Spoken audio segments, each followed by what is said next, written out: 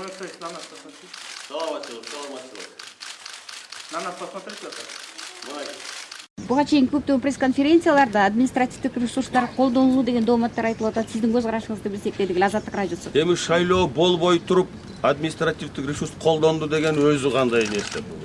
Эми мындайда бул сөздү кандай гана шайлоо болбосо ошол шайлоодо ушуну айтса боло берет. Бул өзүнчө эле бир дежурный сөз болуп калды. Мына мен айтканмын, ушу бүгүнкү күн мына азыр маалыматты карап көргөлө мына 10 болуп калды.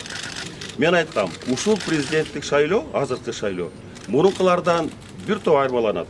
Эмнеден? Биринчиден активдүүлүгү менен айырмаланат. Элдин катышуусу менен. Мына өзүңөр буга күбө болосуңар. Карап көргүлө. Себеп дегенде бүгүн элдин аң сезими башка. Бүгүн элдин маанайы башка.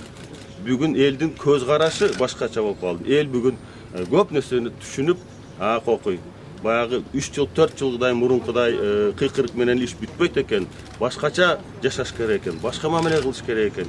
Өзүмдүн келечегим тандап атам. Талапкерлерди бардыгын көрдү.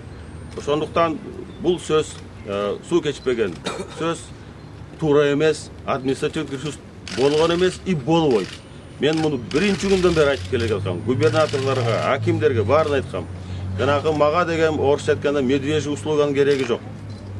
Мага да анын кереги жок. Ансыз эле баары жакшы болот. Мен буга толук ишенем. Ошондуктан баягы алы жетпесе, ошондой сөздөрдү айта берет. Бирок сөзсүз бир да өлкөдө, бир да мамлекетте шайлоо тып мындай эч кандай эле баягы кемчилдиги жок, бардыгы эле тегелей теп-тегиз болду деген алыс мынандан.